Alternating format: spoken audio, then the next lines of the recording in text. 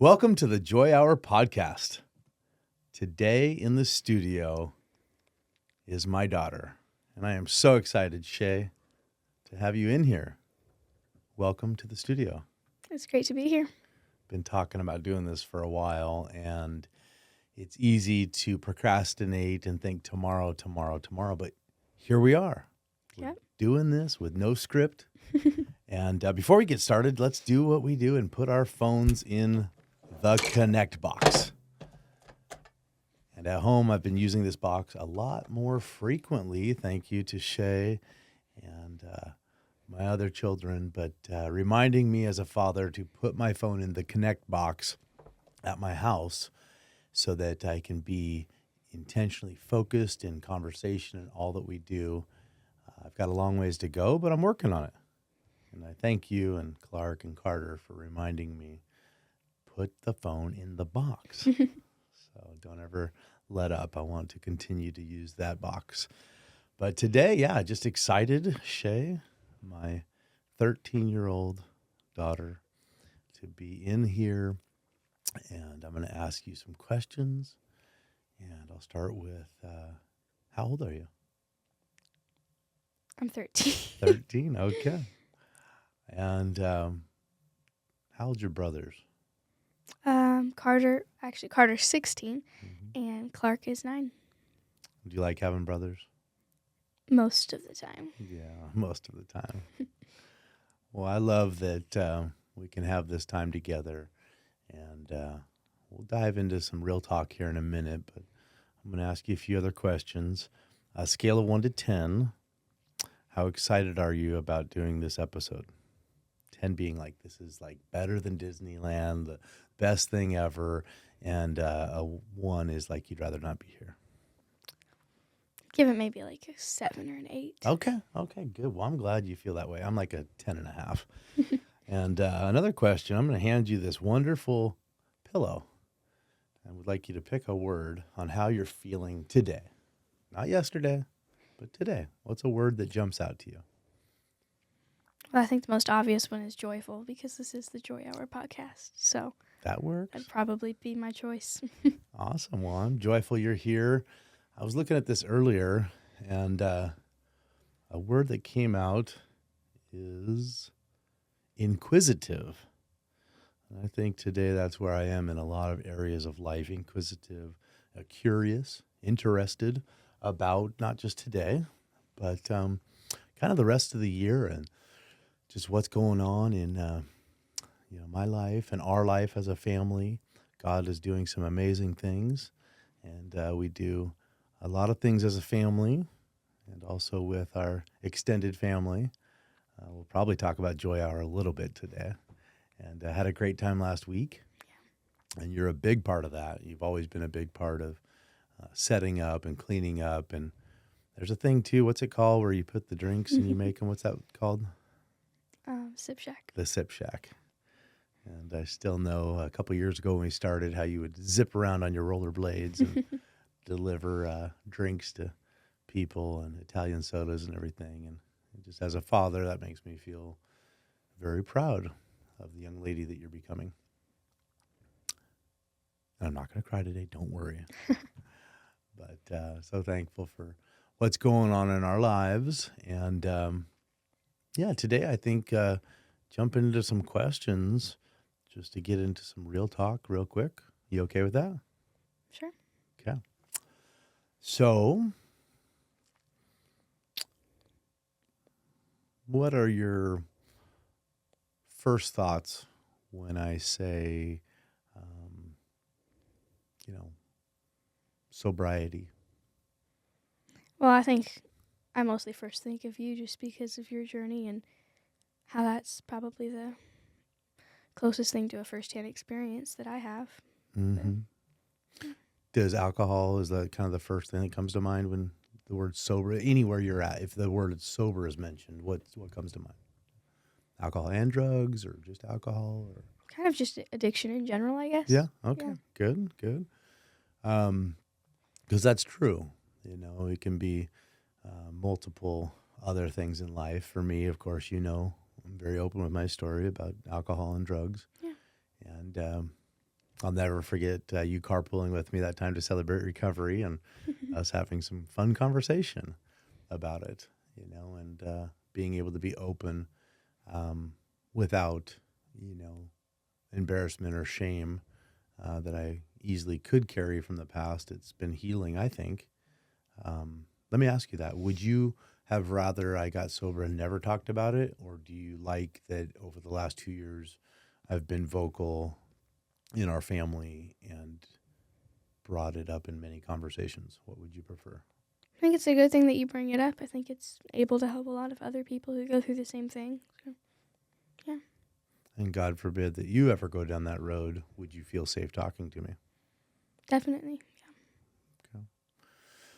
Well, that's good. And that's been your mom and I's thought, is that if we spoke openly, that it would be a safe space for no matter what you go through today, next year, 10 years from now, anytime at all, you'll know you can talk to mom and dad about whatever it is you're going through. Mm-hmm. And that's the idea here, is to be vocal with what we go through at different seasons of life, different ages. There's very many times I could say that, yeah, I'm embarrassed with what I used to do. And there is sometimes some guilt and shame that will creep up on me. And I've found that to overcome it personally, that talking about it has actually lifted that Yeah. away. And thank you for being a part of that and being okay with your dad sharing my story publicly with people. Today, I'd like to know more about your view on what it's like now, the last couple of years in our home, and compared to what it was like during the years of when I was a full-blown addict, and what the home environment was like. Any thoughts come to mind of the differences and how I acted, or what you remember? And you can be as open as you can remember and share Yeah. as much as you want. I mean, it's hard to remember. It's been a few years, and of course, me and the boys didn't know everything that was going on at the time. I definitely say that you're home more now, and you're more present when you are home now compared to then. But yeah, it's hard to remember that many details from then because it's been a while.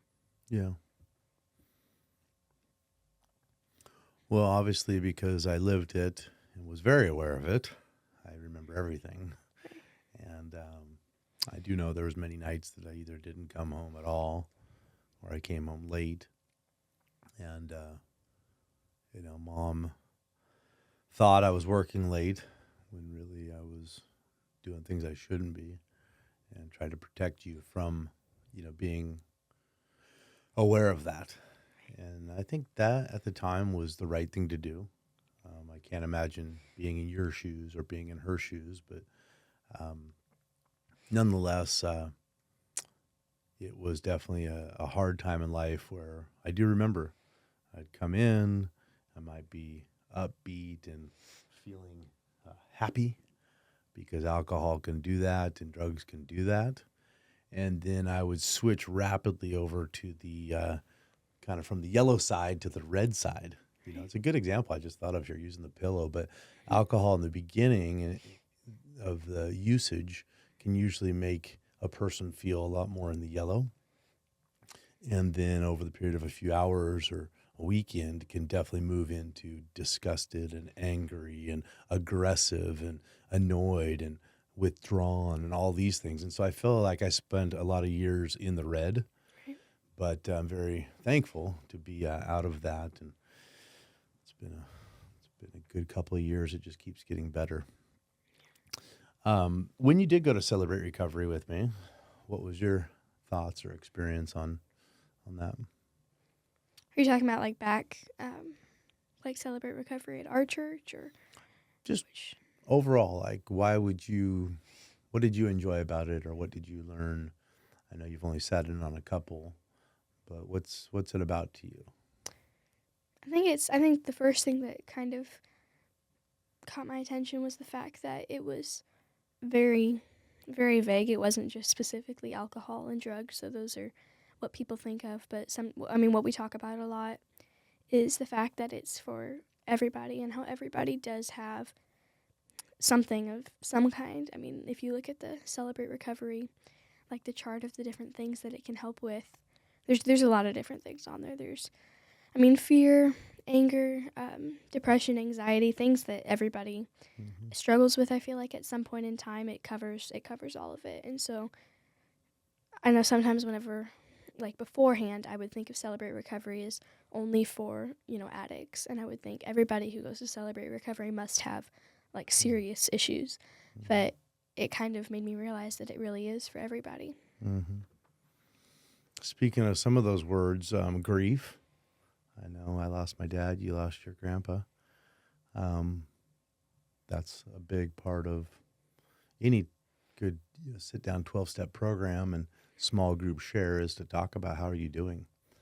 I know you were younger when Papa passed away, but, as you have those emotions rise up, that's a great place to go. And I know when we go into our small groups, you can't go there yet. It's 18 and above. Take your time getting there. You can stay 13 as long as you can. But, once you are into your adult years, 18, 19, I encourage you to go to a program like that at least once in a while, Right. once a month, once a quarter at least. I go weekly, but I always learn from other people in those settings of what they're going through too. Because a lot of times in our mind, it's our problems are just huge. Mm-hmm. And I get overwhelmed a lot. But at your age, being a little younger than I am, what about how do you deal with emotions that sneak up on you? Like, let's talk depression or anxiety. When those really come in to your life, and you have a bad day, right? Right. Share with me. What are some things that you do? Well, I mean, I can't say I always do all of the things that I should do, or I always, do everything I can to fight those feelings. But I think the basics are the first thing to do is to read your Bible and to pray. But other things, I like to sometimes keep myself busy with like connecting with a friend or, reaching out. Just, I don't know, connection really does make a difference. And it's not always just reaching out to a friend to tell them what's wrong or what's going on or to have somebody to talk to. Sometimes it's just having that connection, having somebody just to chat with or just to hang out with or get coffee with or whatever it might be. But I think connection really does make a big difference. Mm-hmm. What about when you don't want to pray because you don't feel like it maybe brings any sort of result and it's not your go-to, like there's people that go through times, I know I did, of maybe God wasn't the one I wanted to talk to at the moment, like, so say those first two examples, Bible and prayer, which are huge. I know this, and I go to those tools quite often. What if a person tries that and they don't work when they have that bad Saturday? Obviously they shouldn't give up and not try again. Yeah. But then you'd say that third option or fourth option might be call a friend. Mm-hmm. Well, I know that there's sometimes days where I'm having a bad day or something might be going on, but I don't want to. Part of the reason I may not want to pray might be that I just don't want to talk to anybody, like whether it be God, whether it be friends, or I might just not want to reach out. And I think that it's good to sometimes to just be able to think or be alone or, go outside or enjoy the weather if it's nice out or whatever. But I think also just sometimes I have to push myself and tell myself I'll feel better if I do. And sometimes those are the days where I do need to call a friend and tell them what's going on or actually have somebody that, I can talk to or things like that. Well, the outdoors, I think, it's definitely been a big one in our lives. And also people we talk to is get outside, take a walk. You're like, I don't want to, but then you do it. And 20, 30 minutes later, you're like, I feel a little better. Right. Something about the outdoors with the wind blowing and birds and do a good walk or some rollerblading and start sweating. That's healthy. But no, I think these are good conversations to have. Yeah. Well, it's hard in Washington sometimes because the weather's not always great. But I know there have been times where I've been upset or something, and I've just gone and rollerbladed outside in the rain. But it's still, it's still even just enjoying. it's not like we can't enjoy the rain. I mean, the rain is still, Mm-hmm. it may not be the sun, but it's still, good weather in a way. Yeah. But yeah, no, it's also another thing that I try to do sometimes is if I'm feeling down, listening to music, like Christian music or good upbeat music, that tends to help because music changes, the environment, and so I think it makes a difference. Well, thank you. I might have totally forgot to bring up that topic, but that is huge. Yeah. What you put into your ears, and of course, Right. what you put into your eyes, Yeah. will start to display itself, either positive or negative. Right. So, music is a big one. What about screen time? Tell me a little bit about where you are on what you're able to use or access. Just be open, like in our life, like your phone and limits, and what are you able to access, and how have you felt that that's played into your kind of mental health?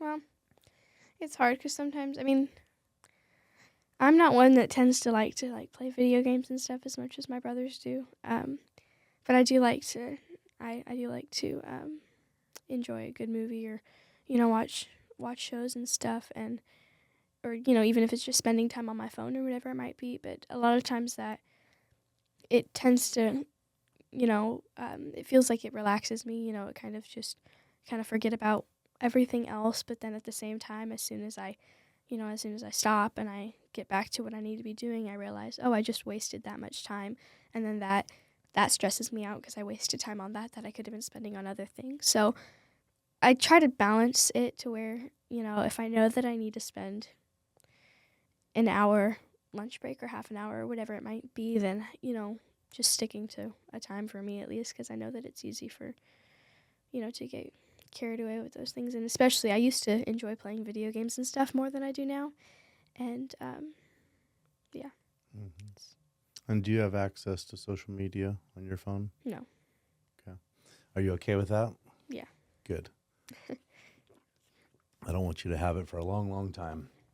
And I'm actually putting into some practices myself to limit the amount of usage. I can justify all day long that I use it to promote Joy Hour, or I use it to, Right. spread the word about sobriety, or to try and get work for our construction company. I can justify and rationalize all day long how much I use it, but I have felt convicted lately that I've got out of balance again. Right. And so actually I'm putting some restrictions on the amount of time that I'm able to access it. Right. But I think it's so important, especially at younger years, not to have it at all. And then when you do, we're going to really talk about limiting that. And my point in that is I always get done with social media or phone use of any sort, and I don't really feel upbeat. Right. But I get done taking a walk or doing something outside or reading my Bible or even taking a nap, and I get up feeling better. Mm-hmm. And so I think it's, as soon as you grab the phone, it's relaxing for a little bit. You said it so well. But then it's like, an hour went by and now I still got to clean my room, or I still got to take out the trash, or I still got to pay the bills. Mm-hmm. So as you get older and have more responsibility, it really does start to eat up at time. And time is really our most precious commodity as far as having time with each other. We have time in the studio today. So thankful for this moment. I hope that we do 100 more episodes together. We're not guaranteed tomorrow, Right. but time again is the most precious thing. And I think so many times in my life, especially through those challenging years, I took time for granted. Right. And I always said, tomorrow I'll do this, and next week I'll go fishing with my dad, and I never did. Right. And now he's gone. Mm-hmm. And so you need to continue to work on me, and I'll work on you, vice versa, to, hey, Dad, turn the phone off. Right. Hey, Dad, let's go on a walk. Hey, Dad, let's go to get ice cream. I love our daddy-daughter dates. Right. Those times, of course, how can we ever beat Paris, right, with the croissants and the coffee? But even locally, just doing a quick half hour to 1 hour getaway. What's your favorite daddy-daughter date? Well, I mean, Paris is the obvious one. I mean, aside from Paris, It's not. I honestly wouldn't say I have one specific one. It's more just the. I don't know. It's nice sometimes to get away or go to, again, a coffee shop or somewhere close by, or before church. Sometimes we've gone to coffee shops or just different things. Just changing it That's up. a good answer because as you talked, I just thought it's not about the location Yeah, or what we purchased. exactly. It's about the quality time being intentional. Yeah, I mean, don't get me wrong. Like, I love Paris, and I like coffee shops Yeah. and coffee and all that. But We did the one a few years back, the steakhouse, I think it was. I had my top hat on and that was a it was long time quite a ago. while ago. I Fogo was de like, Chao or something. wow, yeah, We've dressed up quite nice, yeah, elegant, and gone to some places where we yeah. had just great time together. But the food, I can't remember what we ordered. Right. I think the most important thing is just, I mean, it can be fun to just get dressed up nice and go to a fast food place and let everybody think that Yeah. we're crazy. It doesn't really, just doing things that stand out and that you remember. Yeah. And back another thing on the phones, because you were talking about them. One thing I remember and a big difference for me was I look back at before I had a phone and the difference in like I know that now everybody in our family has a phone except Clark because he's only 9. But I look back at before I had a phone and whenever I was the only one without one. And it wasn't so much a part of me, feeling left out as much as it was wanting to do other things or be able to have a conversation with eye contact. And I know that the biggest thing was everybody would always say, like, oh, but I'm doing something important. And I know that, like, you and Mom, whenever you guys were on your phones, you weren't always on social media or, playing solitaire or, just, like, doing whatever. I know that it's work or it's important or there's different things. You can even be doing ministry or outreach or stuff. And I know that I'm guilty of a lot of times saying whatever I'm doing on my phone or whatever. It's important, or even like I know I saw recently a thing about like you're only supposed to kids should only spend like this much time on a screen per day, not counting schoolwork. But it's like, I mean, technically when you think about it, I mean, schoolwork's different. I know that schoolwork's important, but still, as far as looking at screens and just the way, I mean, it makes me more tired. It makes me more, and just like no matter what you're doing, no matter how important it is on screens, it's still on screens. And so I think the best thing to do would be instead of, if I'm only supposed to spend or I'm only trying to spend this long on screens a day, then whatever I'm doing on my screens for that time should be the important stuff instead of doing other things during that time, and then the important stuff doesn't count. Yeah. If that makes any sense, but yeah. It makes a lot of sense, and I'm learning as you're talking and just really want to challenge myself as maybe anybody that listens to this is challenged. Hey, we have room to improve. Right. And I think what I picked up there was that if I grab my phone, you're in the room and we're talking, I'm working, okay, I got business to do. It doesn't necessarily make you feel better about it. It's a fact. I'm supposedly, doing some work here, yeah. Right. But it's saying that the work is more important than you right now. Exactly, yeah. And if I'm over there doing solitaire or on social media, even more so, you're like, oh, this is almost like a rating or a status level of, well, I'm this important to Dad on a daddy-daughter date when he doesn't have his phone. Yeah. I'm very important, right? And I feel very Right. important. Like my daughter and I are at a coffee shop and there's no phone and we're playing chess and we're having coffee. And we both feel very important, and the daddy-daughter date is what we remember. But if I sat there doing a coffee and even playing chess with my phone in my hand, something's more important than you, and so you feel less valued. Right. And that is so important because we long for value no matter what age we are. I've talked to people half my age, twice my age, and there's no difference. We want to feel important, that we have purpose, we have value, that we belong in the room. And by holding our phones in our hands, we're telling each other, you're important to this level, but not this level, because I still got my phone in my hand, just in case something more important comes in, and now you suddenly change spots as far as how important you are. And I think that plays a lot into the mental health struggles of our world on feeling valued and important, which leads to depression, which leads to suicide, Right. which happens every single day. And ultimately, we can do better as Yeah. a family, as a community. And so this is great. You stop me anytime and go back on the conversation and pick up. That was good. That was very important. Yeah, another thought there. How do you like homeschool? Oh, yeah. How do you like your Uh, teacher?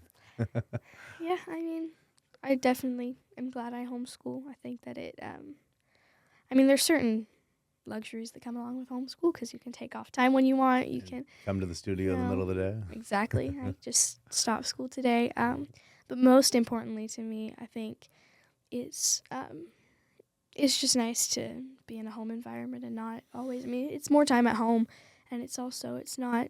I mean, there's obviously like I'm exposed to less stuff at home. And I mean, there's sometimes it feels like it'd be nice if I saw, friends every day because I like to be out and to be Mhm. going. But I think, definitely, like if you were to weigh out the pros and cons, I know a lot of people I talk to who do either public school or homeschool say that they wouldn't want to do homeschool because they couldn't just be home all the time. They have to be out and because and I understand that, but I think that whenever you really do weigh out what the pros and cons are of homeschool versus public school, homeschool is definitely worth it in the end. Mhm.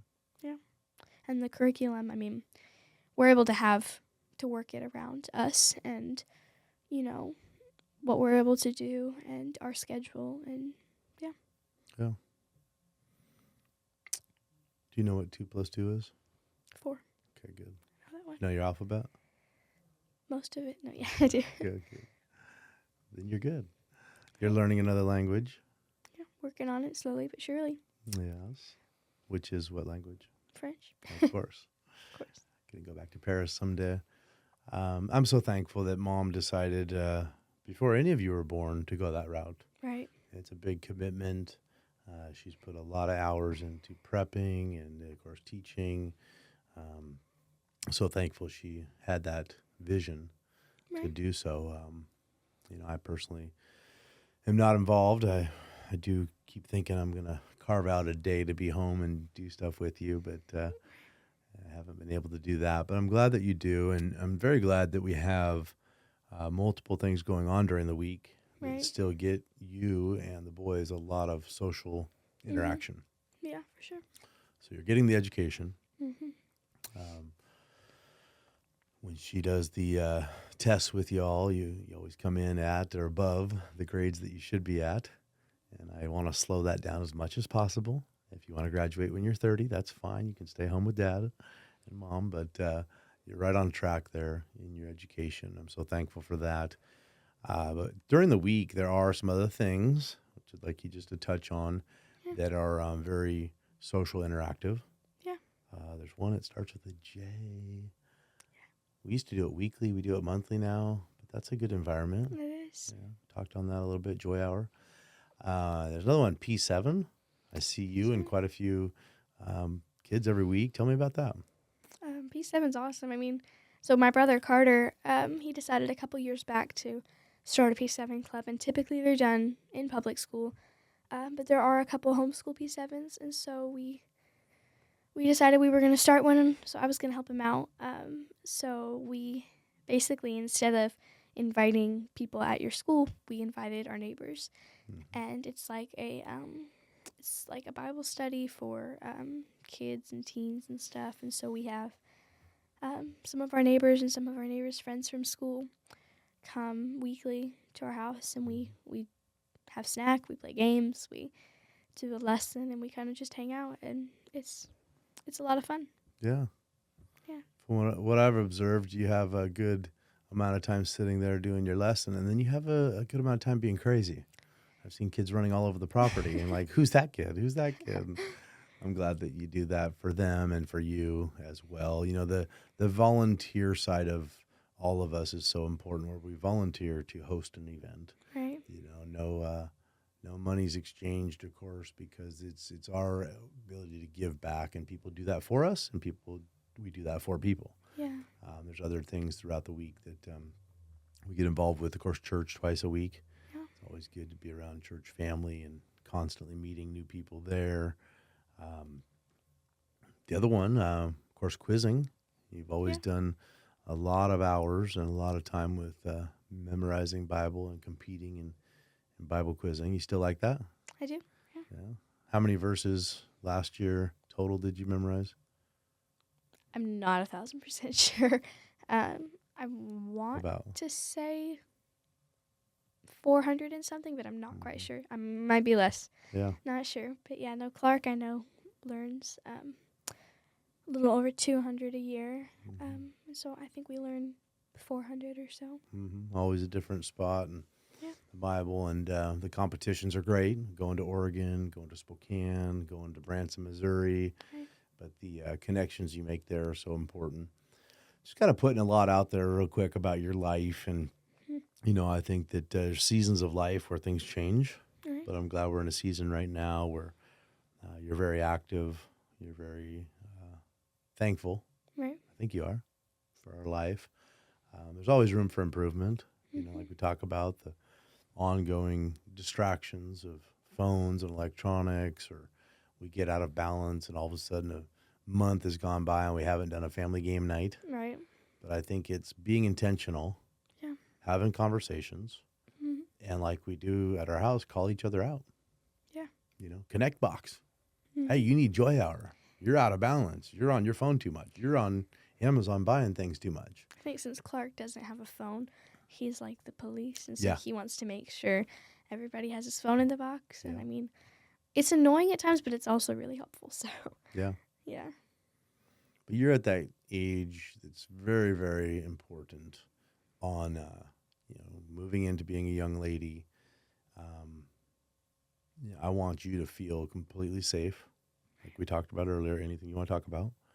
I want you to feel connected, and not just with mom and dad, but other leaders, mentors. You got Uncle Charlie and Christy, you got Susan, you got other people that are around your life.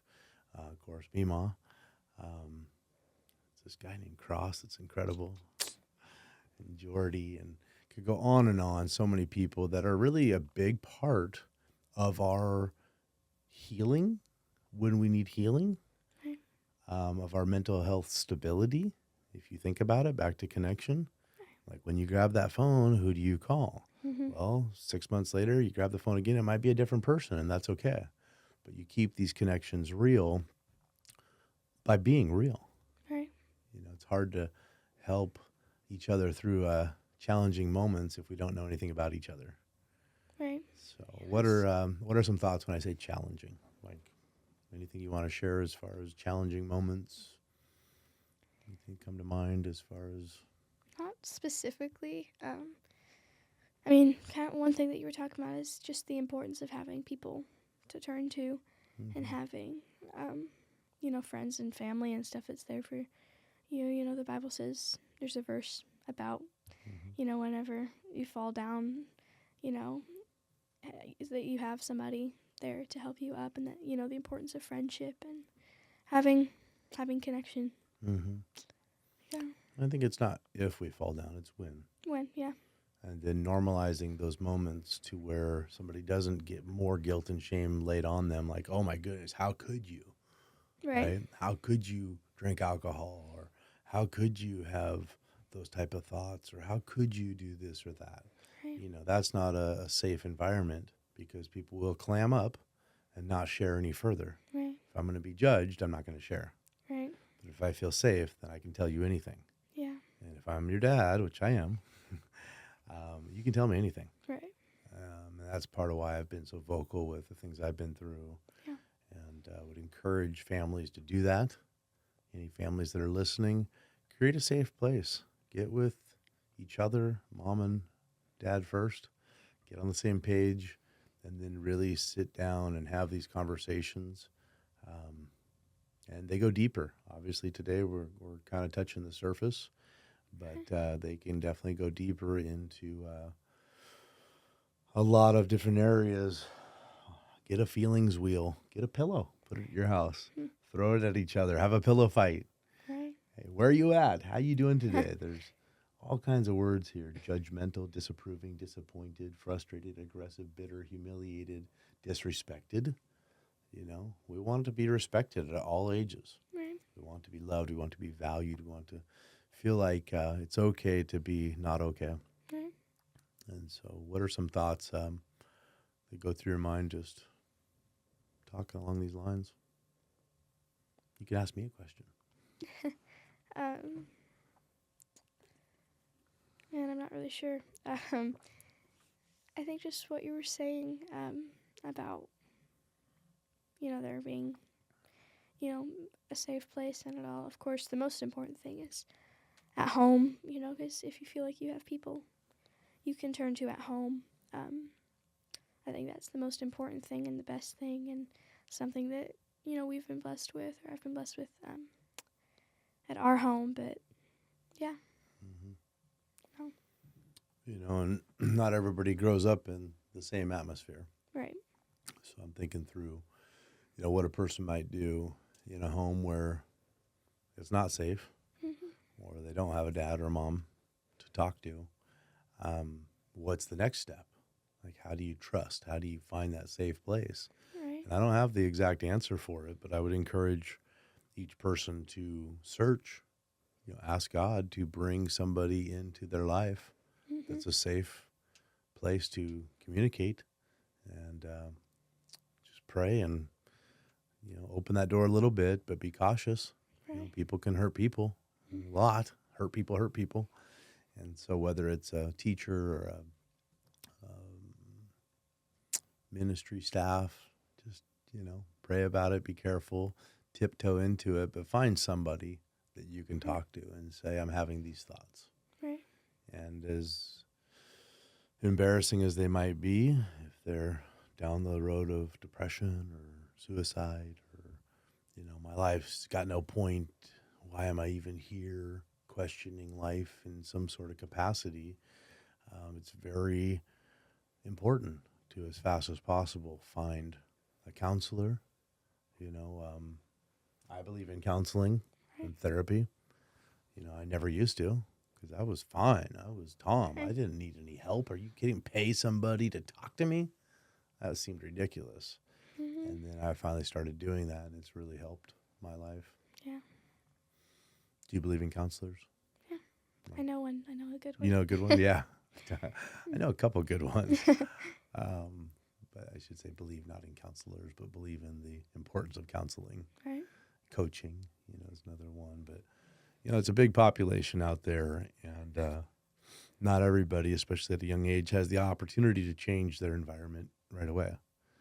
But as they get into being an adult, get a job, and can at least make some more personal choices on where they live and who they associate with, that's really the time to do everything possible to create the circle.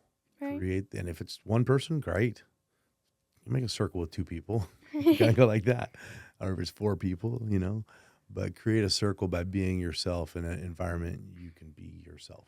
Right. And talk about, this is where I'm at, this is what I'm feeling, I don't like it, I don't want to be this person forever, and encourage each other. Yeah, well, I think as you're saying, the importance of counseling, but even just like, we have, I know there's people in my life, even just people who help me, like you were saying, coaches that reminded me of, Bible quizzing coaches or music teachers. Just, I think about how much harder things are if we try to do them on our own, and not even just, in the big picture, but if I tried to learn an instrument by myself, and, I've tried to learn instruments by myself. It's possible, but it takes a lot more work. But if there's somebody there to help you, it makes it a lot easier. And so it feels like, why not, why not have somebody, and ultimately, why not have a friend to turn to, or why not, turn to God, obviously, most importantly. But just if there's, it's almost like we're making things harder on ourselves if we're trying to do it on our own. I think a barrier that a lot of us have is asking for help. Because if I ask for help from you, then it shows that I don't have the answer. Right. And then I'm weak instead of strong. Right. I'm insecure maybe, or have a inferior feeling about myself, right? Right.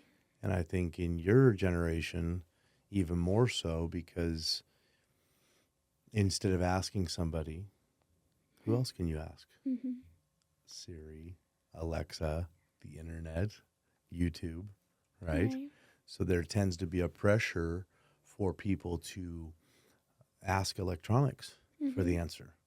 And they'll give the answer actually a lot of times more accurately too, Right. as far as the answer, but there won't be a relationship, Mm-hmm. right? So when you have a piano teacher, a harp teacher, you're building a relationship. She's your teacher, but that relationship that's happening can really open all kinds of other doors where, let's use the example of your harp teacher.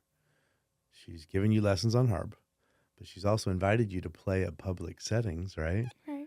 Where now you've played and it's just for fun and everything right now, but eventually that can and probably will be a paid job Yeah. as much as you want it to be. But she's introduced you to other people, other businesses that are like, hey, we'd love to have you come play. Right. A computer Can't do that. Right. is not going to take you down the street to a local coffee shop and say, this is Shae and she can play the harp. Right. Well, I've done instruments where I've tried to learn them on my own. I've done instruments where I've had teachers, and I've done instruments where I've done online lessons or watched videos of lessons. Right. And I think just the difference in part of it is just admitting that you actually need and want help, because it sounds more impressive, I guess, or we feel like it does, to say I did this on my own. Mm-hmm. But if we can get there in like a third of the time with some help, and other, like you were saying, other opportunities and other, doors can be opened through asking for help, then that's definitely, I think, the better choice. And out of all my different experiences with, like the analogy of music teachers, I think that having somebody there to actually teach and, keep me on track, it makes me want to learn or want to push myself to practice between lessons. Because if I'm doing it myself, or even just videos or YouTube or whatever it might be, I can do lessons whenever I want. I'm not in a hurry, and then I end up taking my time with it a lot more. Mm-hmm. So You don't have accountability. exactly. When the teacher shows up each week, they're going to say, You haven't practiced, or you practiced, right? did you Yeah. do your homework? Mm-hmm. And online program, you can just wait a whole week and then do it. And now that's so important. You said something else there about I did it on my own. Right.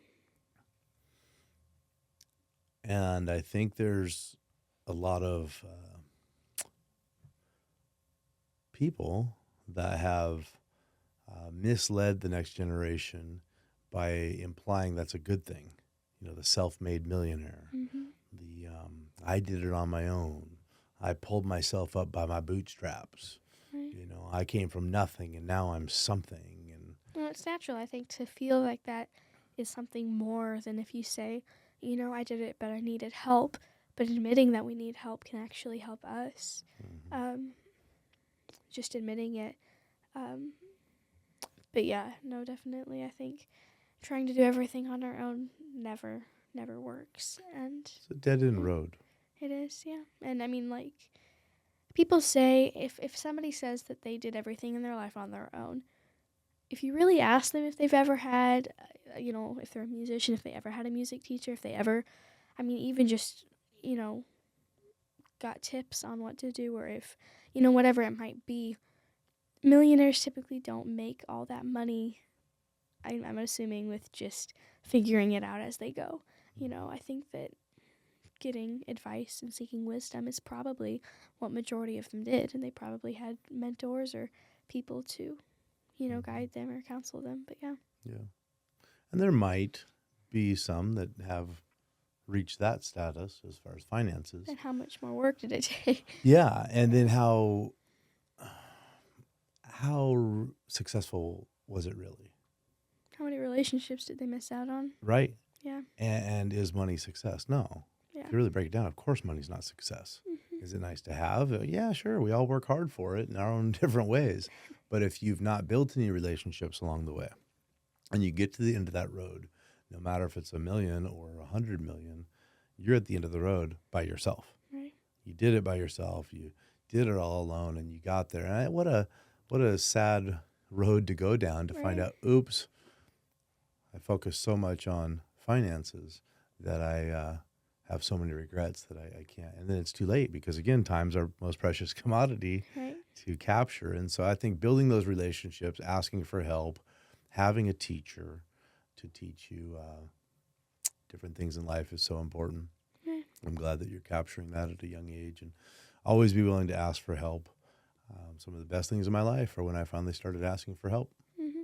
And for a lot of years, I didn't. I was so smart, yet Right. I wasn't. So continue to do that. I think we got another few, probably 5 or 10 minutes here. You're at 46. Perfect.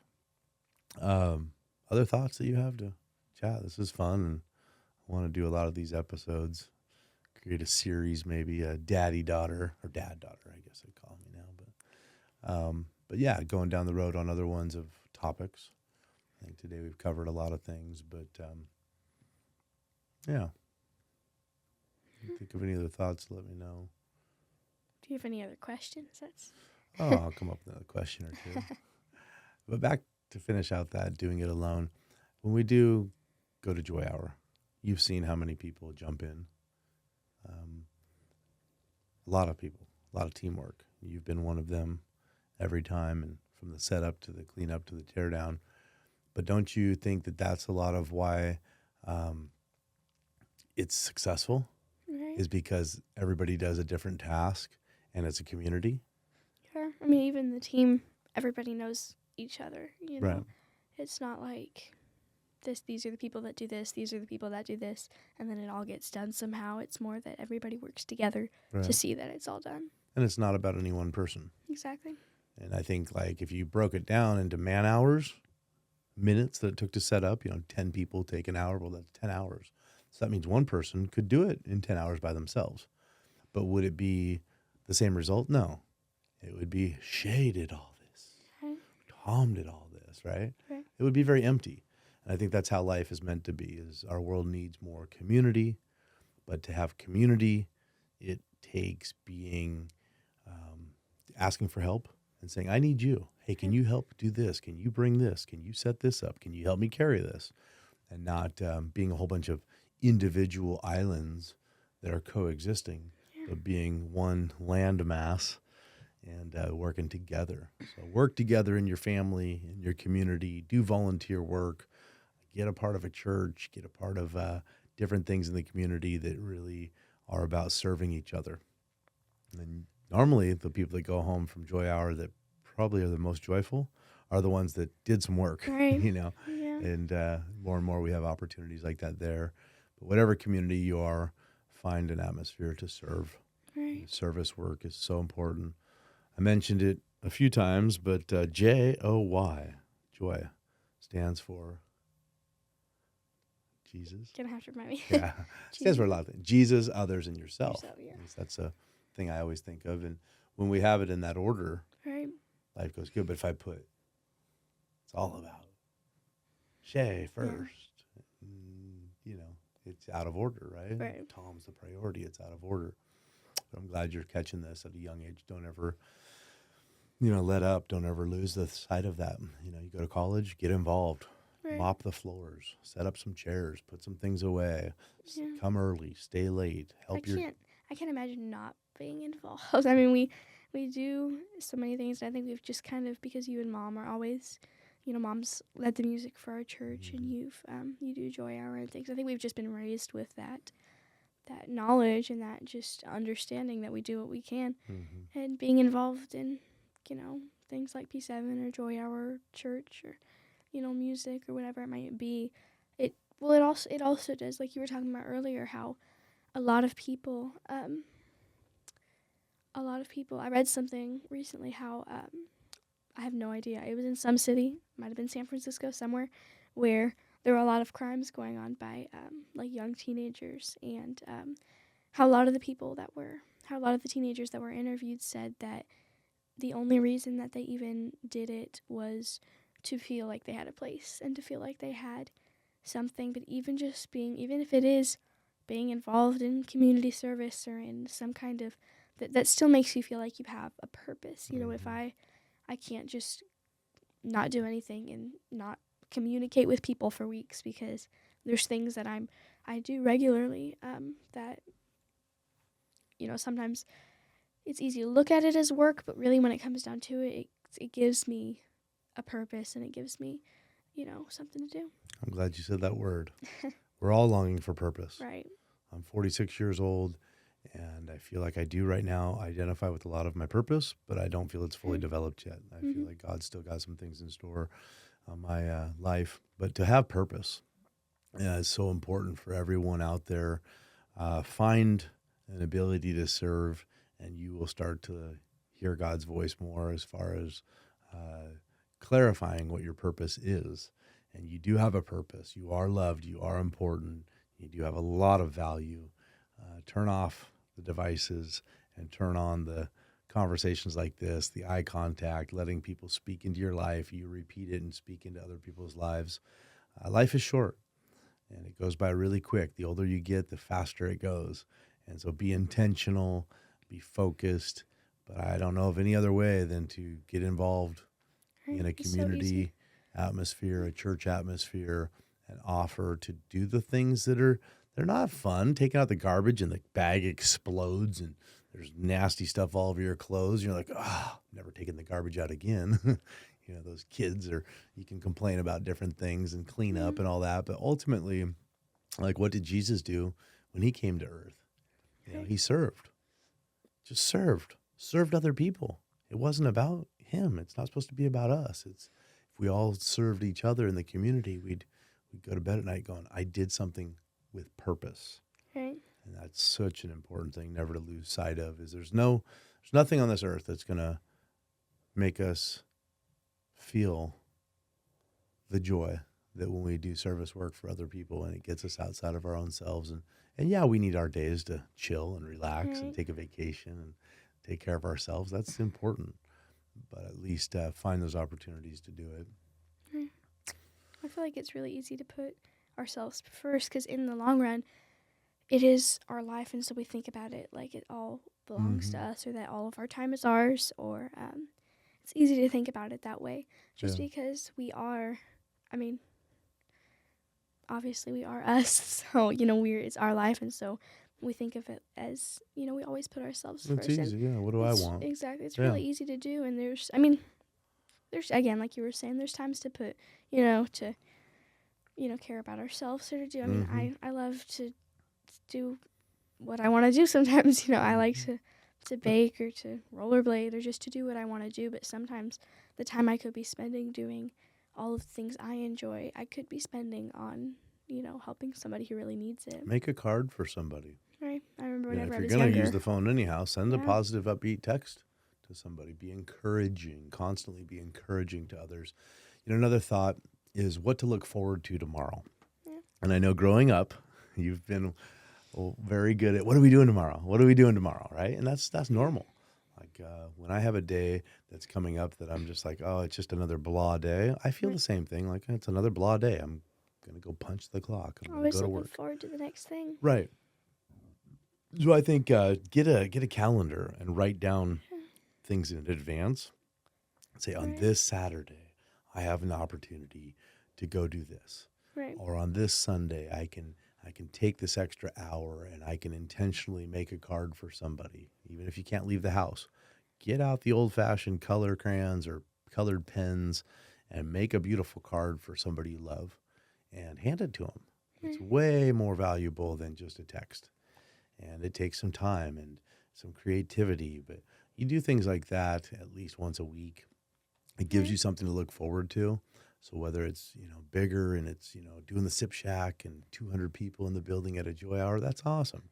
But there's those small things you can do throughout the week that you look forward to. I'm going to do this on this day. and write it down, write it Yeah. on your calendar, something to look forward to. And then, of course, once in a while, you'll have Disneyland. Of course. Who doesn't Right. love that? Good roller coaster. And we get those opportunities once in a while. That's awesome. I grew up, and I don't think I went one time to maybe Enchanted, whatever it's called, Knott's Berry Farm down there. I don't think we could afford Disneyland, and if we did, maybe it was once. But I had some great memories as a kid. Some simple things we did as a family. Getting some stale bread and going and feeding the ducks. Right. Those are some of the best memories. We'd drive down the ocean and go look at the lighthouses. So Well, it's not impossible either, I think, to still to do things that you enjoy and still do them for others. Like, I mean, if you like to do art, you can always make somebody, like you were saying, make a card. Or, I enjoy baking, but it's not, I can make something for somebody else, going to a neighbor. We talked about RP7 group earlier, and recently we had been discussing community in RP7, and so we decided we all baked some cookies, we made cards, and then we spent like an hour at our house, and we put together these boxes for each of our neighbors. And we have a small street, but then there were, I think, 4 or 5 of us, and we all walked our street and went up to each door and gave them each just a box, just to say thank you for being part of the community and have a good day, and that kind of thing. And I think that there's like you were saying, there's always something to look forward to, but at the same time, it's also important to live in the moment and to enjoy now, even whenever there's nothing. I mean, there's always something to look forward to, but that means there's always something now. There's always something to enjoy this minute, whether it be just that it's the sun is shining and it's a nice day out, or whether it be that, I mean, it worst comes to worst, you're still alive, right? There's always still something, and we say it a lot, but there's always something to be thankful for, and there's always a reason to be happy, or to, there's always a reason to continue and to, A guy told me once, if I never experienced a sad or a bad day, I wouldn't know what it was like to have a great or joyful day. Right. Life would just be the same. It's like, oh, yeah, whatever. I was having a bad day. I'm like, that's all I need to hear. But it's true. We have ups and downs. But I would like to think, as we close this out, and we'll do another one soon. For sure. Did this one without crying. I'm pretty proud of myself. I love you so much. Thank you for these moments.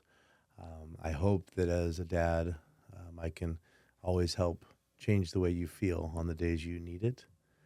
A lot of times I used to, and I know others have chosen to go to other things to change the way they feel. And that's the sad part about alcohol or drugs.